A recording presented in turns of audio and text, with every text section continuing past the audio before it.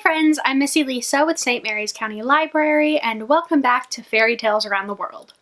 In our last Fairy Tales Around the World, we talked about fairy tales and myths from Japan, Nigeria, Native American tribes, and discussed the classic Cinderella. Today I'm super excited because we're going to be discussing 4 more fairy tales and myths, but this time we are going to be cooking. I'm going to be providing you with different recipes that originate from the countries that we're talking about today. I won't be able to cook along with you today, but I do hope that you will recreate these recipes with your grown-up and post videos and pictures for the library to see. Today we are going to be reading and talking about fairy tales from Mexico, India, West Africa, and discussing the classic fairy tale Beauty and the Beast. First up, we are going to be reading an abridged version of the Mexican fairy tale The Bear Prince. I will be linking the story down below. What's really cool about this fairy tale is not only do we get the English version of it, but the website also provides the translated Spanish version. This is great because it means that you can learn some Spanish words as you read the story. Once upon a time, there was a very poor woodcutter who had 3 beautiful daughters. Of the 3 daughters, the youngest was the most beautiful. One day the woodcutter went into the forest and was chopping down an oak tree when a very large and horrible bear wrenched the axe from his hands. "Who gave you permission to cut the wood in my forest?" growled the bear. "You have been stealing my timber, and now you must pay for it with your life." "Please forgive me, Señor Oso," said the poor woodcutter. "I was only cutting the wood to sell it and thus support my 3 little daughters. If you kill me, my little girls will starve." The bear remained thoughtful and said, "There is only one way in which your life may be saved. You have to give me one of your daughters in marriage." The woodcutter didn't know what to say or do. Finally, the thought of dying and leaving his daughters destitute forced him to agree to the bear's proposal. The woodcutter returned home and told his daughters what had happened. "Father," said the 2 eldest girls, "we would rather die than marry that bear." Nympha, the youngest, said, "Father, I will marry the bear." Next day, Nympha and her father went into the forest where the bear was waiting for them. After seeing the beautiful maiden, he was satisfied. Nympha and the bear were then married. The bear took Nympha to his cave, and when it grew dark, he chanted, "Bear so hairy, bear so alarming, change into a prince, handsome and charming." In an instant, the bear changed into a handsome prince. He then told Nympha, "I am an enchanted prince, cursed by a witch into being a bear by day and a man by night. You do anything you want around here on one condition, that you never reveal that I am an enchanted prince." Nympha happily promised that she would never reveal the secret. The next morning they arose from bed and the prince said, "Prince so handsome, prince so charming, change into a bear, hairy and alarming." In an instant the prince had changed back into a bear. Days followed days, and Nympha felt a desire to go and visit her family in the village. However, she didn't know how to ask the prince for permission. Finally, she mustered enough courage and said to him, "Aside from you, husband, I don't have anyone with whom to talk. I wish you would let me go to the village to see my father and sister. It isn't far, and if I leave early enough, I will be back before it gets dark." The prince did not want to let Nympha go, but the girl insisted so much that he finally consented. However, he made her repeat her oath never to reveal the prince's secret. Next day, Nympha got up early. She dressed herself richly and went to see her father and sisters, who welcomed her joyously. However, the devil who never sleeps soon filled the sisters with envy. They began to poke fun at Nympha, jealous of the fact that she was wearing rich jewels and costly garments. "You married a bear! What shame!" the sisters repeatedly told her. So many times did the sisters repeat this, that finally Nympha lost her temper and revealed her husband's secret. The sisters were deeply amazed to hear Nympha's tale. The eldest one then said, "Look, Nympha, why don't you just disenchant the prince? What you have to do is easy. When he goes to sleep, tie him up and gag him. As soon as day breaks and the prince wakes up, he will not be able to say the magic words and the enchantment will be broken. Then you will have a husband with a human form forever." Nympha returned to the bear's cage and that night did everything her sister had suggested. The prince awoke the next morning and imagined his surprise at finding himself tied and gagged. He could not say the magic rhyme and the enchantment was broken. "Wife," the prince said later to Nympha, "you have broken your promise. Now you must bear the consequences. To break the enchantment and live happily ever after, we too had to live happily married a year and a day. Since you have disobeyed me, You are going to have to look for me. You will not find me until you locate the castle." Saying this, the prince vanished, and Nympha was left alone. She cried and was sorry, for she truly loved the prince. Then, determined to be reunited with her husband, Nympha decided to go and look for the castle. Tying a few belongings together, she slung them on her back and left for her search. She walked and finally arrived at a forest where a wizard lived. "Niña," said the wizard, "what do you want here in this forest?" "I am looking for the castle," answered Nympha. "Do you happen to know where it is?" "I don't know where that castle is located," said the wizard, "but follow this road until you reach my father's house. He may know where the castle is. Take this nut, and if you ever find yourself in trouble, break it." Nympha thanked the man and left, finally reaching the house where the wizard's father lived. She asked him if he knew where the castle was. The old man didn't know, but said, "Walk this road until you come to the house of my eldest brother. He has traveled much. Perhaps he can tell you where the castle is. I am going to give you another nut, just as my son did. If you find yourself in trouble, break it, and it will help you." Nympha walked and finally came to the house of the third wizard. He also didn't know where the castle was. However, he told her what to do. "The moon probably knows. Follow this road and soon you will come to her house. But be careful, the moon may be angry. I am also going to give you a nut. If you find yourself in trouble, break it." Nympha left. The poor girl was very, very tired. But at last that night she arrived at the moon's house. She knocked on the door and a little old lady, who was the moon's housekeeper, came out. "Daughter, what are you doing here?" asked the old lady. "Don't you know that if the moon finds you here, she will eat you?" Nympha tearfully told the old woman all that had happened. "Look," said the old one, "you hide behind the stove. When the moon comes, I will carelessly ask her if she knows where the castle is." At dawn, the moon came in, angry because she had stuck her finger in a thorn from a prickly pear. The moon came into the kitchen and said, "Human flesh I smell here. Give it to me, or on you I will feast." "Go on," said the old woman, "you're crazy. Just because there is a roast in the oven, you think it's human flesh. Sit down and eat so that you can go to bed. You are very tired." The moon sat down to eat, and the old lady began to talk. "The other day an owl went by, and I got to talking with her. She told me she had heard talk about the castle. You know so many things. Surely you know where this castle is." "To tell you the truth," said the moon, "I don't know. The one who probably knows is the sun." The moon went to bed, and the little old lady whispered to Nympha, "Quickly, leave before the moon wakes up. Go along this road, and soon you will arrive at the house of the sun." Nympha left, and she walked until finally she came to the sun's house. She knocked on the door, and another little old lady answered. "Niña," she exclaimed, "what are you doing here? Don't you know that if the sun finds you here, he will burn you?" Nympha began to cry, and between sobs told her story to the little old lady. They were both gloomily talking when the house suddenly filled with light and the sun came in. Poor Nympha. But the little old lady yelled, "Wait, son, wait! This poor child is looking for the castle." "Ah," exclaimed the sun. "So you are looking for the castle?" Tearfully, Nympha told the sun what had happened to her.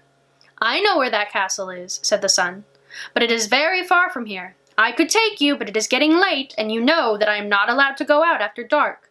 But look, near here lives my good friend, El Aire, the wind. He can take you. You walk along the path, and when you get to El Aire's house, you tell him that it was I who sent you." Nympha left, and after walking a good while, arrived at the wind's house.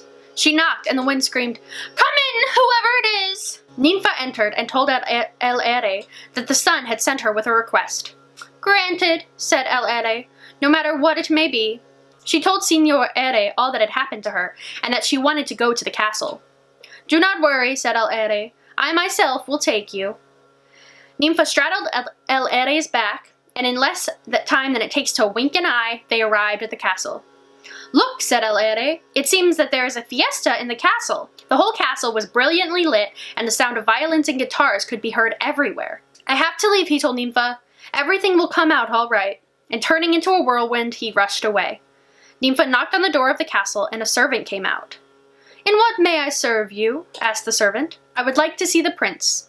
"Signora," answered the servant, "you cannot see him at this moment. He just got married and is now dancing with the new princess."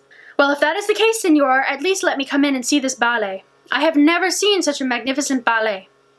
The servant told Nympha, "I am going to let you come in, but on one condition, that you be careful and not let the bride see you.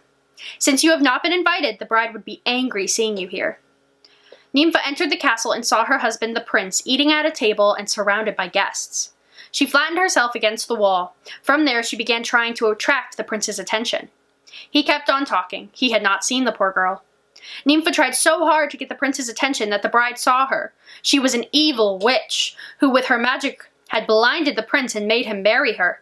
The prince then saw Nympha and recognized her immediately. He yelled at the servants, telling them to bring Nympha to him, but with the noise, nobody heard him. The witch screamed at her servants, "Run that beggar out!" The servants were about to lay their hands on Nympha when the girl broke one of the magic nuts the wizard had given her. In an instant, Nympha turned into a little rat, which ran around. When the witch saw this, she turned into a huge cat, which began to chase the rat. The rat sprung atop the prince's table and onto his plate. There, Nympha broke another nut and turned into a grain of rice, which became lost among many on the prince's plate. The cat also jumped on the table, turning instantly into a chicken, which began to eat the rice. Nympha then broke the other nut and turned into a coyote, which ate the chicken in one bite. Nympha then was transformed back into human form to be reunited with the prince, and both lived happily ever after. So what's really interesting about this story is that it really does resemble one of our classic fairy tales, Beauty and the Beast. We have the bear, who was actually an enchanted prince who had a curse put on him by the witch. Then we have the girl, who the bear has taken to live with him. And the curse says that the girl has to live and love the bear for a year before the bear can come back into his prince form. Obviously, this story is a little bit different from our version of Beauty and the Beast. Write down 3 differences that you notice between our version of Beauty and the Beast and the Mexican tale, The Bear Prince. Now it's time to cook. We're going to be making something relatively easy, but just as yummy. We're going to be making guacamole and salsa. I have linked the recipe down below, and please take pictures if you make it. Next up, we have an Indian tale. This is called How Sun, Moon, and Wind Went Out to Dinner. One day, Sun, Moon, and Wind went out to dine with their uncle and aunts, Thunder and Lightning. Their mother, one of the most distant stars you see far up in the sky, waited alone for her children's return. Now both Sun and Wind were greedy and selfish. They enjoyed the great feast that had been prepared for them without a thought of saving any of it to take home to their mother. But the gentle Moon did not forget her. Of every dainty dish that was brought around, she placed a small portion under one of her beautiful long fingernails, that Star might also have a share in the treat. On their return, their mother, who had kept watch for them all night long with her little bright eye, said, "Well, children, what have you brought home for me?" Then Sun, who was the oldest, said, "I have brought nothing home for you. I went out to enjoy myself with my friends, not to fetch a dinner for my mother." And Wind said, "Neither have I brought anything home for you, Mother. You could hardly expect me to bring a collection of good things for you when I merely went out for my own pleasure." But Moon said, "Mother, fetch a plate. See what I have brought for you." And shaking her hands, she showered down such a choice dinner as never was seen before. Then Star turned to Sun and spoke thus, "Because you went out to amuse yourself with your friends and feasted and enjoyed yourself, without any thought of your mother at home, you shall be cursed. Henceforth, your rays shall ever be hot and scorching, and shall burn all that they touch. And men shall hate you and cover their heads when you appear.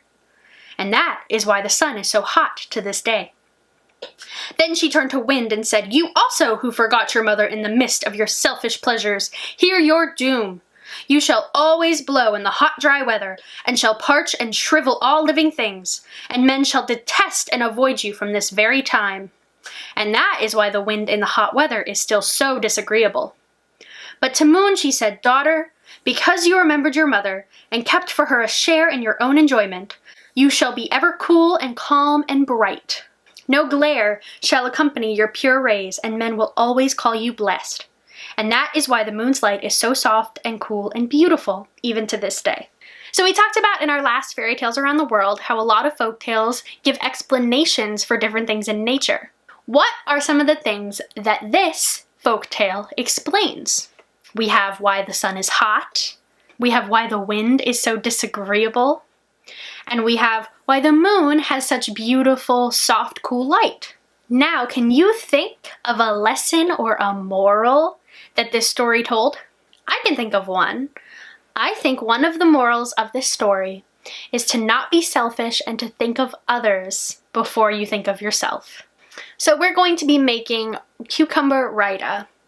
Raita is a condiment or side used on sandwiches and as a dip for many different Indian meals. I have linked down below some recipes of different versions of this. So we have the cucumber raita, but there's also different recipes that include different things like mint or pineapple.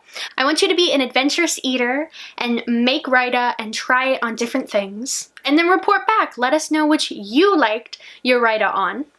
Next up, we're going to be reading a fable from West Africa called Why Anansi Has 8 Thin Legs. Once upon a time, a long time ago, there lived a spider named Anansi. Anansi's wife was a very good cook, but always Anansi loved to taste the food that others in the village made for themselves and for their families. One day, he stopped by Rabbit's house. Rabbit was his good friend. "There are greens in your pot," cried Anansi excitedly. Anansi loved greens. "They are not quite done," said Rabbit, "but they will be soon. Stay and eat with me." "I would love to, Rabbit, but I have some things to do," Anansi said hurriedly. If he waited at Rabbit's house, Rabbit would certainly give him jobs to do. "I know," said Anansi. "I'll spin a web. I'll tie one end around my leg and one end to your pot. When the greens are done, tug on the web and I'll come running." Rabbit thought that was a great idea, and so it was done. "I smell beans," Anansi sniffed excitedly as he ambled along. "Delicious beans cooking in a pot." "Come eat our beans with us," cried the monkeys. "They are almost done." "I would love to, Father Monkey," said Anansi, and again Anansi suggested he spin a web with one end tied around his leg and one end tied to the big bean pot. Father Monkey thought that was a great idea. All his children thought so too, and so it was done. "I smell sweet potatoes," Anansi sniffed happily as he ambled along. "Sweet potatoes and honey, I do believe." "Anansi," cried his friend Hog, "my pot is full of sweet potatoes and honey. Come share my food with me." "I would love to," said Anansi. And again Anansi suggested he spin a web with one end tied around his leg and one end tied to the sweet potato pot. His friend Hog thought that was a great idea, and so it was done. By the time Anansi arrived at the river, he had one web tied to each of his 8 legs. "This was a wonderful idea," Anansi told himself proudly. "I wonder whose pot will be ready first." Just then, Anansi felt a tug at his leg. "Ah," said Anansi, "that is the web string tied to Rabbit's greens." He felt another, and another. Anansi was pulled 3 ways at once. "Oh dear," said Anansi as he felt the 4th web string pull. Just then, he felt the 5th web string pull, and the 6th, and the 7th, and the 8th. Anansi was pulled this way and that way, and as everyone pulled on the web strings at once. His legs were pulled thinner and thinner. Anansi rolled and tugged himself into the river. When all the webs had washed away, Anansi pulled himself painfully up on shore. "Oh my," said Anansi. "Perhaps that was not such a good idea after all." To this day, Anansi the spider has 8 very thin legs, and he never got any food that day at all. So, what did this fable explain? Why spiders have 8 long, thin legs? Why did Anansi decide not to wait at Rabbit's for the greens to finish cooking? Because he was impatient and didn't want to be given jobs while he waited? And how did Anansi save himself from being pulled into pieces? He jumped in the river. And finally, what is the moral of this story? Is it to be patient and wait for the food to cook? Is it to be helpful and not try to get out of tasks just because you don't want to do them? What do you think the moral is? For this tale, we are going to be making plantain chips. Plantain chips are a really great healthy snack. They come from many different places, including West Africa, where plantains grow. They're super simple and easy to make. All you need is plantains, some oil, and some salt, and then you'll just bake them in the oven. I will have a link to the recipe down below. Make sure you have a grown-up present when you cook. So now we are going to talk about Beauty and the Beast. I'm sure you're familiar with the tale Beauty and the Beast, especially the Disney version. Belle is a bookworm who saves her father from the Beast and gives herself over to be the Beast's prisoner. Over time, she finds that she has actually fallen in love with the Beast, and the Beast turns into a handsome prince at the end of the movie, and they live happily ever after. Of course, there's different additions like talking plates and cups and other parts of the story, and of course, Gaston, but that is the basic story of Beauty and the Beast.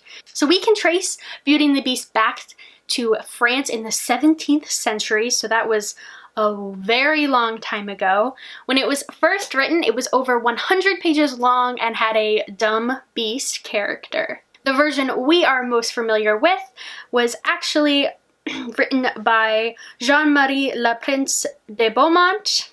This was published in 1756 and was the first time the story was published for children. There are many different versions of Beauty and the Beast from many different countries around the world, including the Bear Prince, which we learned about earlier. So for this activity, I have a challenge for you all. I want you to write your own story about why the prince was turned into a beast. It can include an evil witch, it can include a curse, it can include anything you want, but I just want you to write the beast's backstory. Why did the prince get turned into a beast? And for this cooking segment, I have 2 recipes to give you. The first is crepes. This is a classic French food. It's kind of like a very thin pancake that you can fill with different things like fruit or hazelnut spread. Stuff like that. Of course, you're going to need your grown-ups' help in making crepes, so please have your grown-up help you when using the stove. I'm also going to include a recipe for the gray stuff.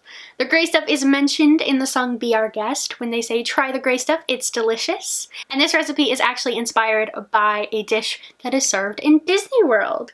It's super simple to make. All you're going to need is vanilla pudding, Cool Whip, and crushed up Oreos. I hope you all enjoyed learning about different fairy tales today, and I really do hope you decide to cook some of these recipes and tag us in your photos and videos. Thank you so much for watching, and I'll see you guys again next time. Bye!